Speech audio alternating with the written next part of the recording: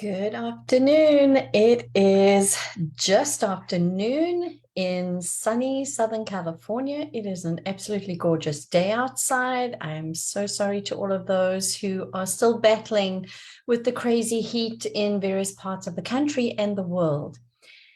Well, Monday, just afternoon means it is time for a real estate market update. And I have all sorts of great information to share with you today. So just a quick introduction, Jennifer Tim.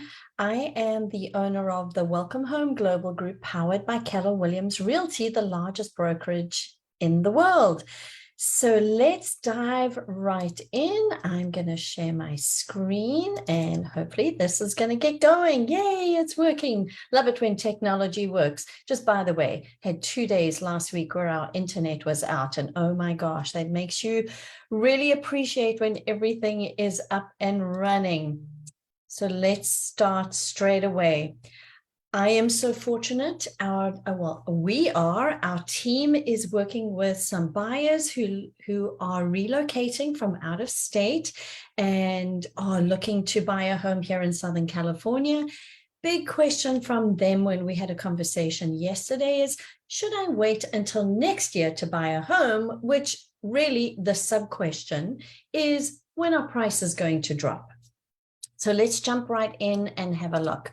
Now, I am going to remind you of the numbers that drive US real estate. I think we've all got those by now: home sales, home prices, month supply of inventory, mortgage rates, affordability, and all of those are absolutely relevant to today's conversation. Obviously, haven't had enough tea this morning. So we're going to start out with national news. And I don't have a lot of pretty pictures to show you. I do have a lot of text, but we're just going to pull out the highlights. And it's really important because there are so many conversations going on at the national level that really highlight what is going on or the volatility of what's going on. So we're really going to jump into that one. Okay, so, and again, a lot of the information that I get is from local economists, national economists, national real estate, mortgage brokers, and some banks. I mean, you name it. I am a data nerd, self-confessed, and I believe it is my fiduciary responsibility to make sure that I am staying on top of this information to be able to share it with you.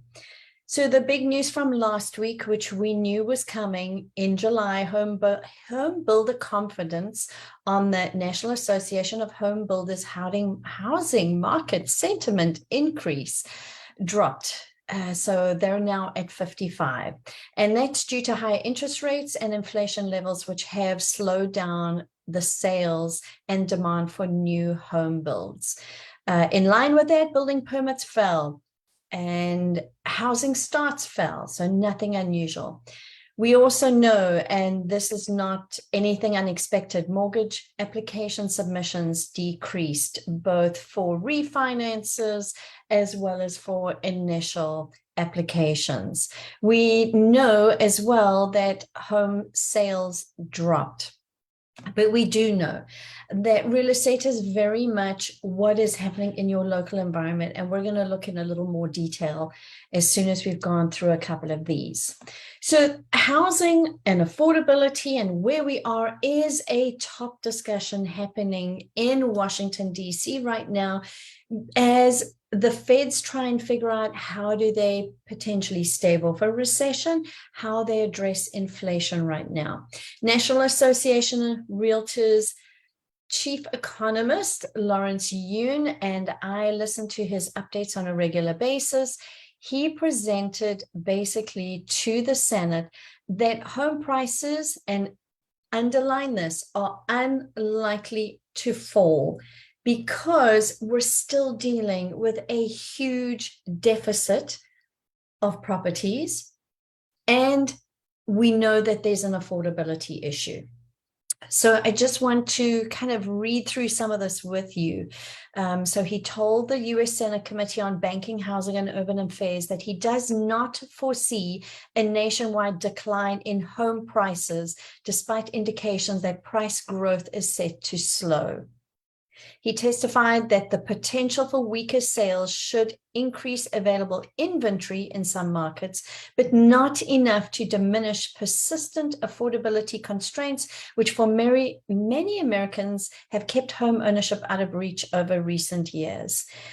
It's really important to understand that we have a huge deficit. We've got this demand that is just not being met. Yes, the demand has been diminished a little bit because of the increase in interest rates, but the demand is still there and we're still facing a large deficit. We've talked about this in previous sessions where this has been building up since, long before COVID that we've had this situation. So a quote from him down at the bottom, any short-term price adjustments, if they occur, will be less consequential compared to the immense longer-term housing affordability challenges we face as a country. Carrying on from that, again, talking about our 6 million unit housing shortage, this truly has been decades in the making. And this is something that was being addressed prior to COVID hitting, if you look at the bottom there. And this was, again, the feds don't touch the mortgage rates. They adjust their Fed rates and then the mortgage industry responds. So interest rates, which had been consistently in the 4 to 5% range in the decade preceding COVID-19, hovered near record lows of around 3% throughout much of 2020 and 2021. NAR's most recent existing home sales report found that the average commitment rate for a 30-year conventional fixed-rate mortgage in June was up to 5.52%.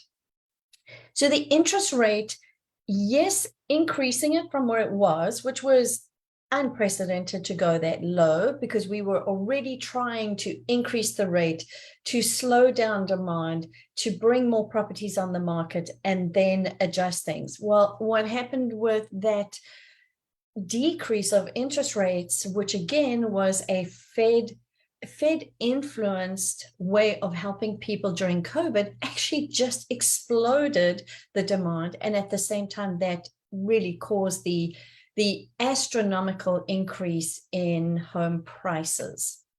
So let's keep going.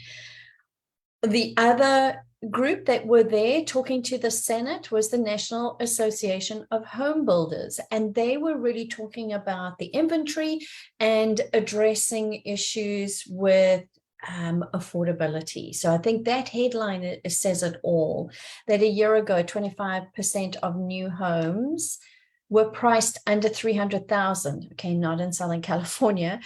Today, it's 10% because of surging costs. So they, in their testimony, really talked about that it's a combination of supply and demand. We know that they've got, and I think the paragraph down at the bottom is the most important one, supply side challenges, including building material production bottlenecks, excessive regulations and labor shortages, coupled with rising inflation and increased mortgage rates, have exacerbated the housing affordability crisis by raising construction and home costs, particularly as they relate to the entry-level market. So again, new builds, that's always a good indication because typically new builds are going to be those entry level that then allow those current homeowners to move up, and or we have the upper level where maybe it's time to downsize and move down again. We're missing a huge part of that entry level affordable housing. And think about the segments of our communities that are being hardest hit by that. People who really are not able to take advantage of the dream of home ownership because the prices have gone up. Prices have gone up, obviously, because we've got the supply issues, labor shortages. COVID definitely did not help there, but this is a situation which existed in 2019. It's just got absolutely worse. Okay. So again, the question is, well, if our market is correcting, and we know that our market is correcting because we're all anecdotally seeing more for sale signs going up. We're seeing those open house signs go up, which is exciting for real estate agents. We really enjoy that opportunity to connect with neighbors and community members and sell and actually do the job of a real estate agent. So why is it that home prices are still soaring? Well, it's according to chief economist, Realtor.com's chief economist, Danielle Hale, sellers are shaped by recent experiences. Before we see prices start coming down, we're going to have to see sellers stop shooting for the moon.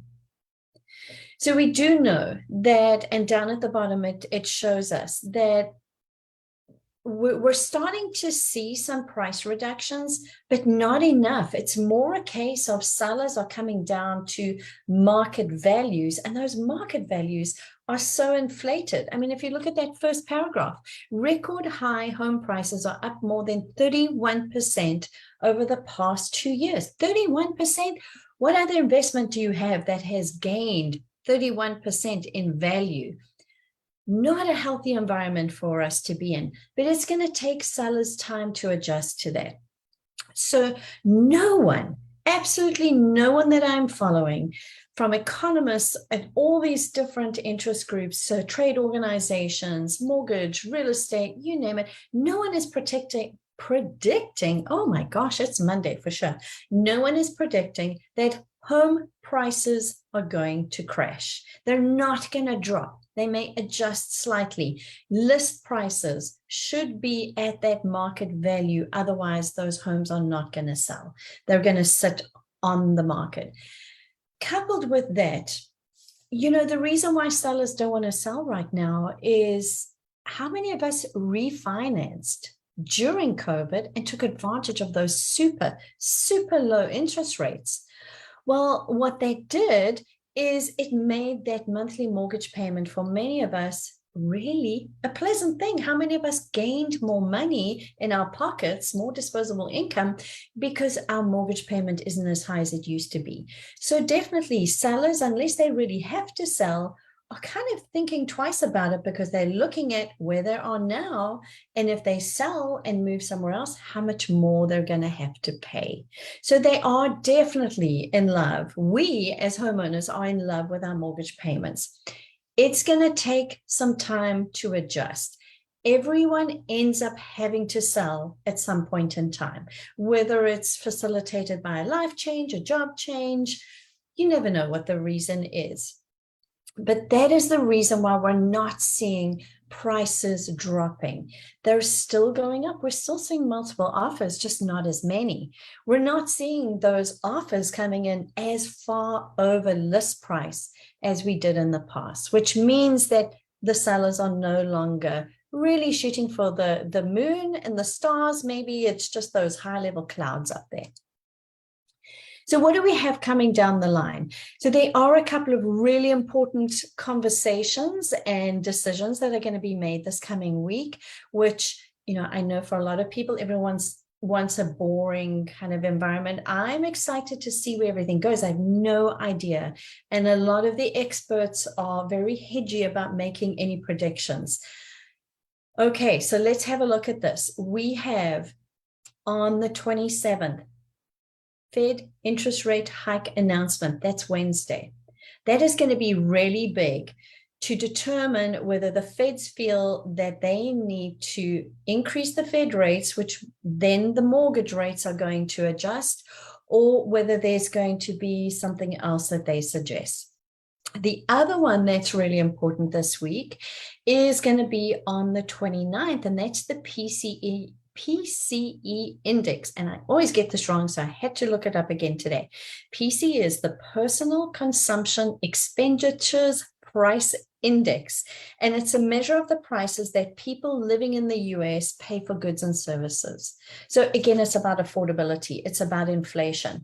So the Feds have a big job in front of them to figure out how to stave off or manage recession. There are some who are talking more I won't say in favor, but they're starting to see more indicators that a recession is possible and others who don't believe that that's going to happen.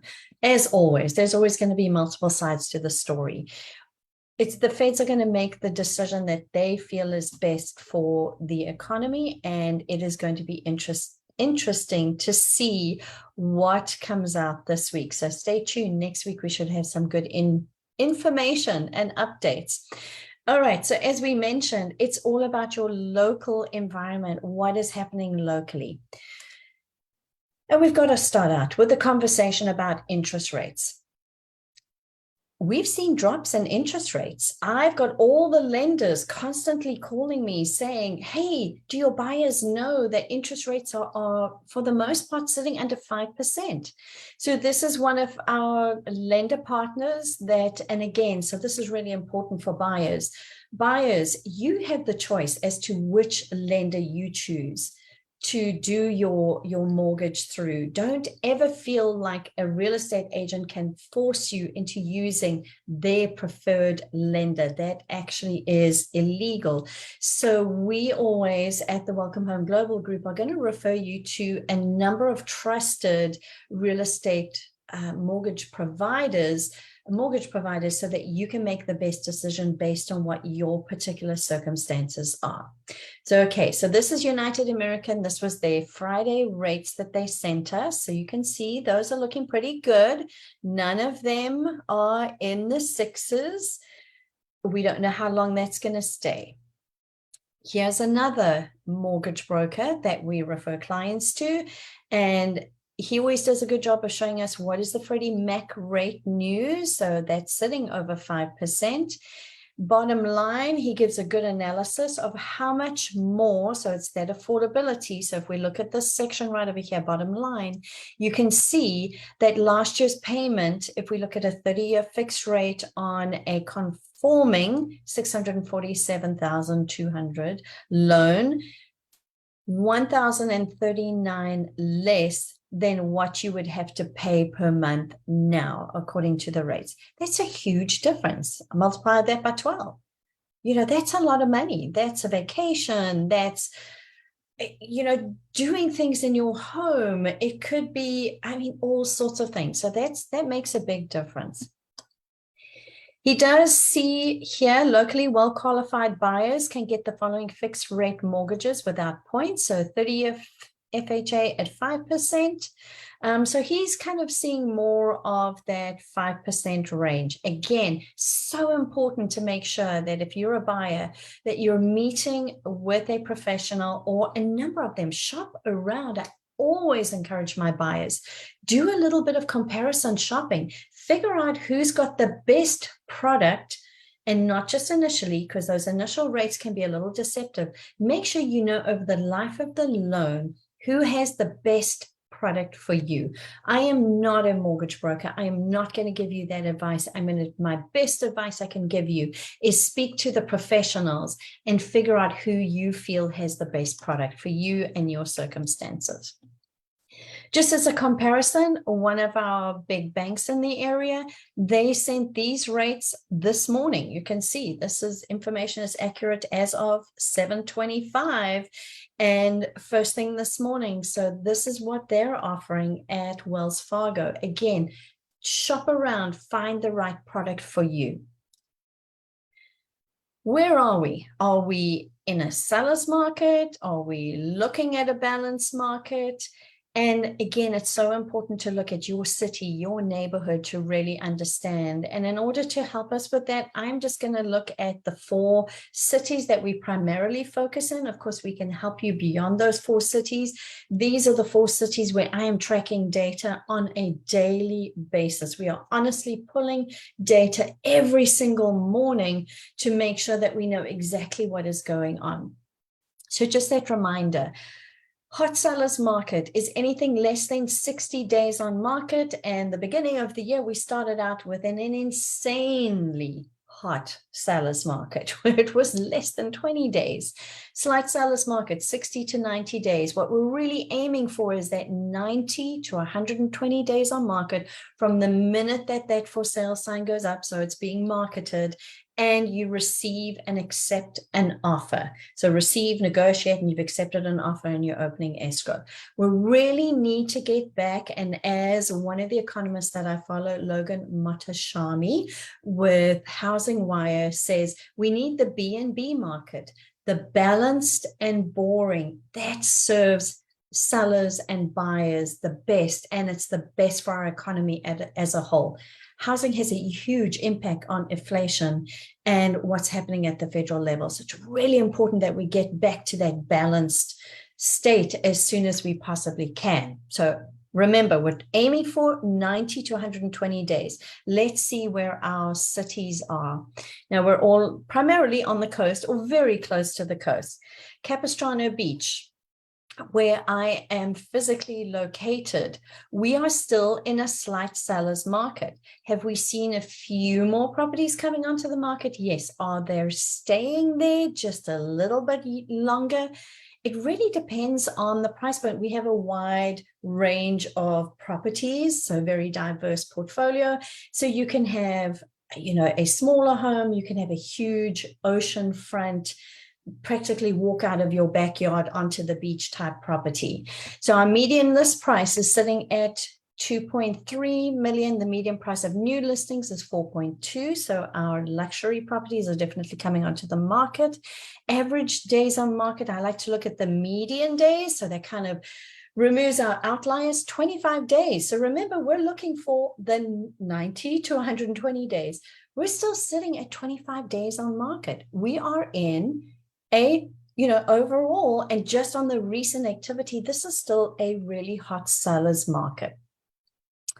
Rent, that's another one. Haven't really mentioned that before, but rent is huge. I also very honored to be working with a homeowner who has a second property that she has been living in. She has an opportunity to be able to offer it as a rental. And we are looking above that median rental rate for a 3-bedroom, 2-bath because the demand, there aren't enough of those on the market either. Laguna Beach. Laguna Beach is, just by nature of its location and its history, it is a higher price point location. A lot more of those homes have stunning ocean views. And our median list price in Laguna Beach is 4.2 million. And it's still a seller's market according to this. And then if we go on the right-hand side, our median days on market is 42.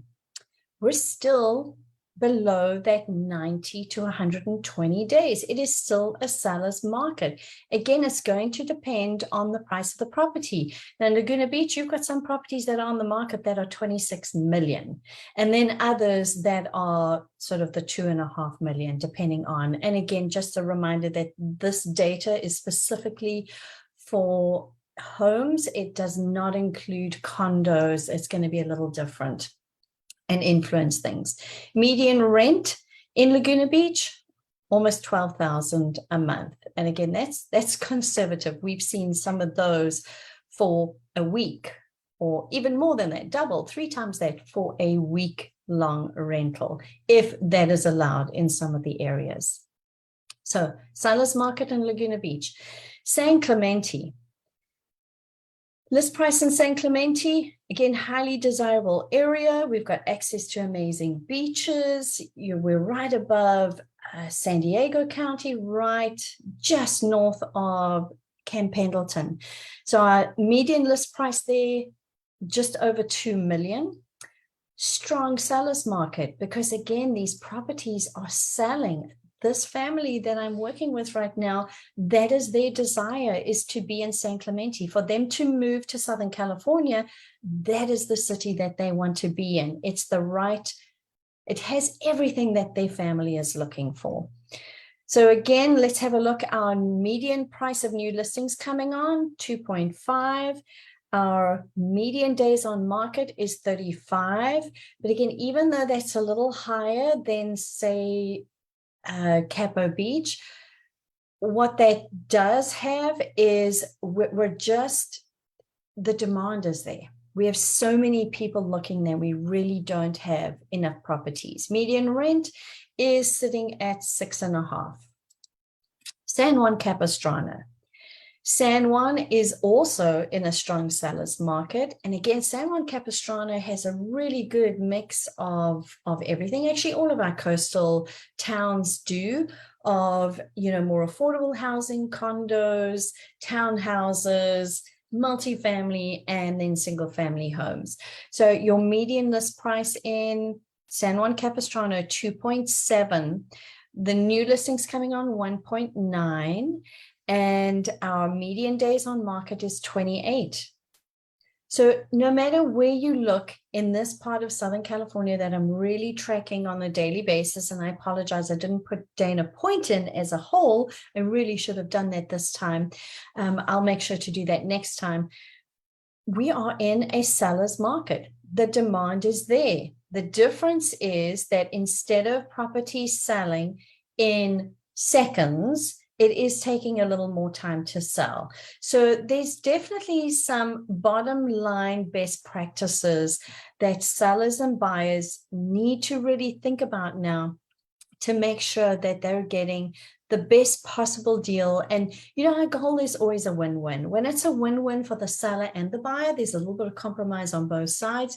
That is truly when we've reached the ideal of what we're trying to do with our B&B market of boring and balanced. Let's try and find that win-win for everyone.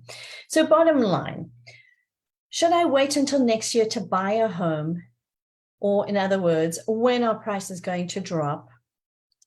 It all comes down to this principle of time value of money, which basically says that if you have $10 today, and you're thinking about $10 in a year's time, how much more or less will that $10 bring you today versus a year's time? And generally it is that the value of that $10 is greater today than it will be in a year's time. So following on from that, it really depends on you. If you are a buyer and you need to buy, do not rely on the thought that prices will drop. There is nothing, absolutely nothing currently with where we are that shows that prices are going to drop. The market is adjusting. List prices will be more market-based, but the values, the true value of properties is not going to drop. So take that into consideration. You need to do that calculation for yourself as a potential homeowner. Is it better to stay in rent right now and then wait? It's going to cost you potentially more to wait if we follow this time value of money principle, but you have to figure that out for yourself. But know enough about the market, about what's going on, follow what's happening at the national level, and then at the state and the neighborhood and the city and, literally even the street, because obviously what's happening for a property which has a direct ocean view is totally different to a property that doesn't have an ocean view. So there's so many things that go into that. So here's our little hints and tips for today, and I've added a couple things in. For sellers, it is essential to still price ahead of the market. We know that about 30% of properties have already seen a price reduction. This is normal at this time of the year, but you've got to pay really close attention to what is happening in the market. Condition and location is going to determine your price, not your wish list. I'm sorry. This is the reality. No longer can we be greedy. And again, for a seller, think about, is the value of selling now and the money that you're going to gain, that time, that, value, time, money thing, is it worthwhile for you to sell now? You snooze, you lose, because we know that things are changing. We just don't know what the ultimate picture is going to look like. There's so many variables. Remember that days on market stacking up is the kiss of death to achieving a top sales price. So price. I know we always talk about location. That price is our number one step in effective marketing, is making sure we're getting that price correct. I've added in staging is important. The longer that property is on the market, the more your real estate agents have to work. And actually, this is a good thing. I am so happy. I get to do marketing again. Whereas before, literally throw it on the MLS, didn't even have time to put a sign in the yard. And there really wasn't time to do any marketing. It is really important to make sure that your home looks the best that it possibly can online. That's where our buyers are.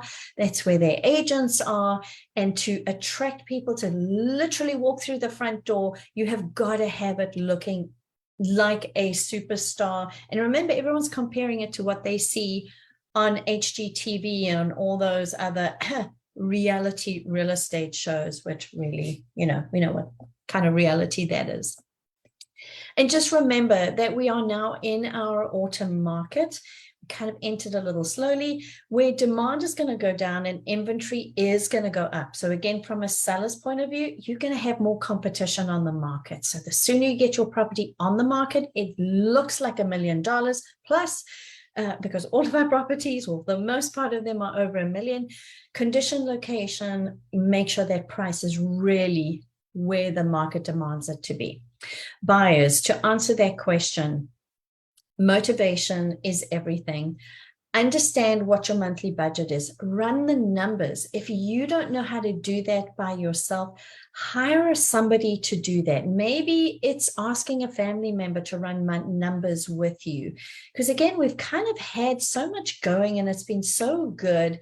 Now it's going to cost you more to get into home ownership, but we do know, and we've got a lot of articles that we've put out there over the months about home ownership is the best hedge against inflation. If anybody wants a copy of that article, let me know and we can forward that to you, or you can check on my business page and you should be able to find it there. But I mean, honestly, we'll send it to you. Just kind of put that in the comments. We'll send that to you. Get your financial ducks in a row. So once you've figured out your budget and think about everything, it's the PITI, it's your principal, interest, taxes, and insurance. Make sure you've got all 4 of those calculated in so you truly understand what you can afford to pay every month. Get your financial ducks in a row by, if you do need to get a loan, please meet with a trusted real estate savvy, market knowledgeable loan officer. There are plenty out there that you can just kind of click, enter and click. Not going to help. As the conversation I had with the buyers over the weekend, who you use to get your mortgage could influence the seller's decision as to whose offer they select. Because that loan officer's relationship with you and the fact that when something needs to happen, they've got great communication with you and vice versa, so that documents can be turned around really fast, is essential. A lot of sellers will look at, that offer that comes in and look at what other paperwork has been submitted with that. And if they kind of see a lender that they may not be very familiar with, who may be out of area, or there's others, the sort of fly-by-nights, they may not have confidence in your offer. Now again, as buyers, as I said before, you choose who you use. Do not go with one person that any one realtor tells you to use. Make sure you've shopped around, you've got the best deal, and that loan officer will really advocate for you as well. That is the expectation. That is what I expect as a listing agent, that when that offer comes in from a buyer, that buyer's agent already tells me, hey, the buyer's loan officer is ready to give you a call.